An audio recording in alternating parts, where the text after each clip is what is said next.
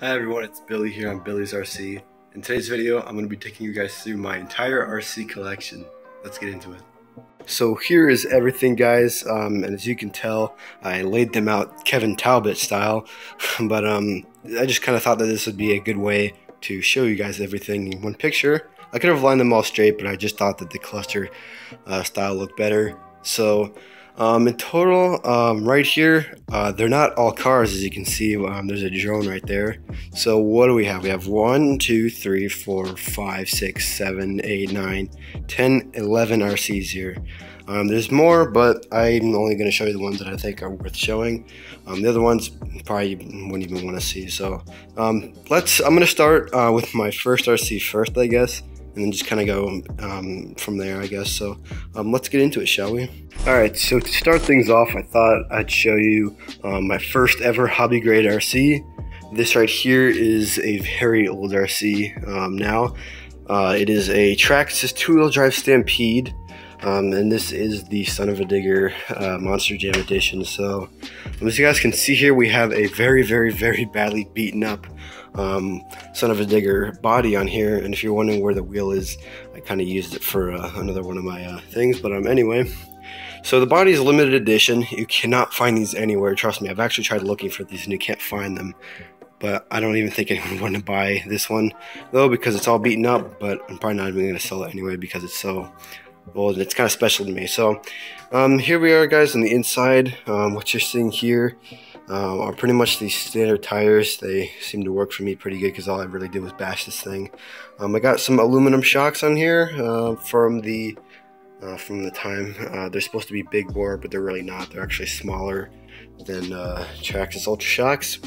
So for servo, we have a broken Traxxas 2056 servo. You can't really see it in there, but the batteries that I used to run in this thing, I used to run a lot of these hump packs, and this one I used to use a lot. It's dead now, but it's a Dynamite Speed Pack 5100 milliamp hour nickel metal hydride. And yeah, I never touched lipos back then because my dad said like they were dangerous, and I've seen videos of people having them explode, but yeah, that's why I didn't dabble really much in lipos now. But now I pretty much everything lipo. So anyway, standard Traxxas TQ receiver and an XL5 old style waterproof ESC. And for the motor, standard motor, I went through a ton of these freaking motors, these Titan 12-turn motors. So yeah, it really covers this thing. So moving on to the next, I guess. So moving on, right here, what you're looking at is an old Team Associated RC 8.2E ready to run. This is probably one of the older vehicles in my collection. This thing was like released back in 2012.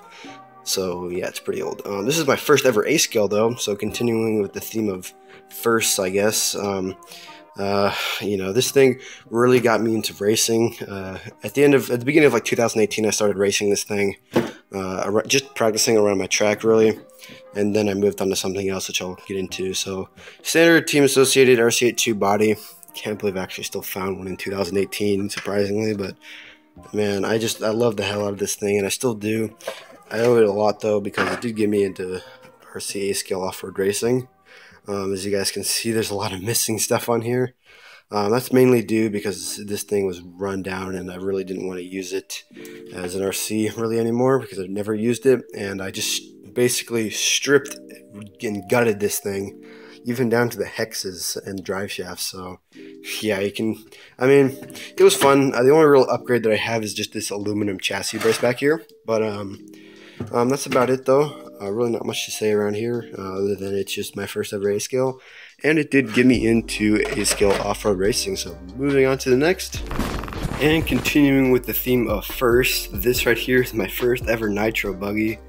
And I also owe this thing a lot because this thing really got me into nitro, and I gotta say this is a Losi 8 ready to run nitro buggy. As you guys can see, it's been well used in the almost the year I had it, or the year I used it, up until I started having diff issues, and after I couldn't fix those, I just said, you know what, it's time to move on to something new. And that new thing is on its way right now. and tell me guys in the comments what you think that vehicle is. So that's going to be pretty exciting. But anyway, getting back to this though, the body, it's something from AMH Designs. I found this at a Thornhill Racing Circuit, and I thought it was pretty cool, so I picked it up. And I also have a couple of other bodies for this thing. But moving on to the chassis, there's really not much to see here other than just a skeleton of what it once was. But I mean, I still like to look at, just what was in here. So I used to run an Atom SV1 Atom, like ATOM Atom, not Adam Drake, because I've heard usually whenever I tell people that it's an Atom engine, they usually think, oh my god, it's like a $500 Atom engine. No, it's just an Atom SV1 long stroke nitro engine, and that thing really performed well in this thing.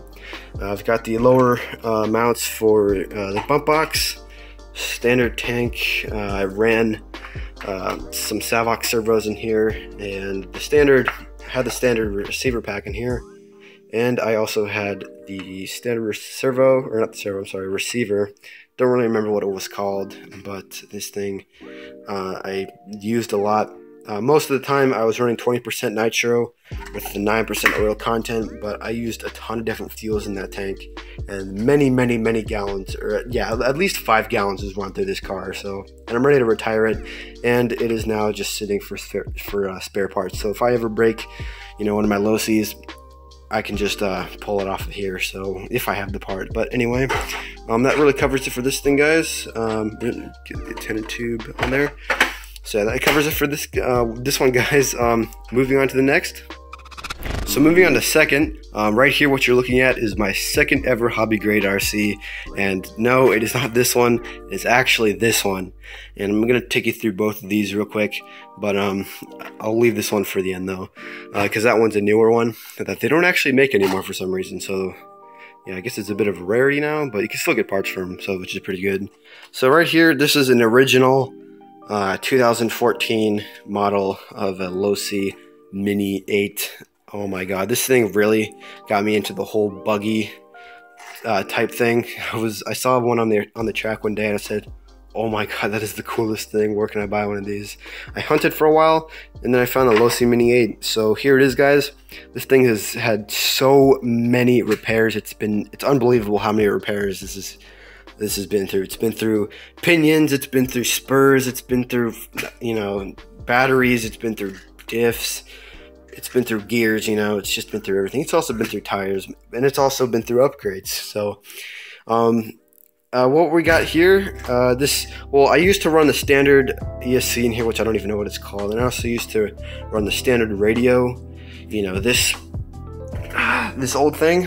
I used to run this used to control it. I don't have the receiver anymore because that thing's actually dead, probably because it's so old. I wonder if this thing still has batteries. I'll probably need to gut those actually, so I can use them for other stuff. But yeah, super old transmitter. Now they come with a DX2E. Well, they used to at least. So I also used to run a bunch of nickel metal hydride packs in here, because I never really dabbled in lipos until later. But the tires, they're just the standard stock ones. I use actually 2 sets of fronts because I just thought that they would be the same, and they really are. So yeah, this is the old one, so I'm actually going to take it to the new one real quick. Let me actually get these body clips on. And I enjoyed this car immensely. That's why I'm never going to throw it out. I might rebuild it, but I probably won't, just because they live as happy memories, and I really love this car. Oh yeah, and it also, not only does it have this T-Bone Racing bumper, it also has a carbon fiber shock tower, at least for the front. So coming over to this newer one, it is a little bit broken, but it actually does work. The only thing that's really broken is that this popped off. It could probably just easily be glued back down. And I'm not really going to be spending too much on this thing. So this one is actually 100% waterproof. Not only that, it also has the AVC technology, which I think is actually a bit of a downside, because if you need to turn this thing on real quick, it actually doesn't. It actually takes a minute to fully turn on. But this one is drastically different in design from the previous one, at least for the chassis. All the geometry for the suspension is the same, and I also have another T-Bone Racing bumper. Works as advertised. yeah, it works as advertised, keeps the front protected. Although I do think the look is kind of weird, but you know, that's just me. So they did redesign this top chassis brace, which is actually made out of plastic, which, you know, I think they could have done a better job there. But you know, and they also added this gear cover, which is also really nice, because that was actually something that a lot of people did mod back on the old ones, but they finally added on the new one. And I'm also running these stock tires that I haven't actually worn out yet. So yeah, these are the original ones. I don't really drive this thing too much. I need to though, but I want to get a different body because I don't really like the way this one looks. I like the cab forward design though. They actually did, that was one of the better updates that I liked. They changed it to the modern 3.0/4.0 style. So yeah, that really covers it for the Mini 8s. Moving on to the next.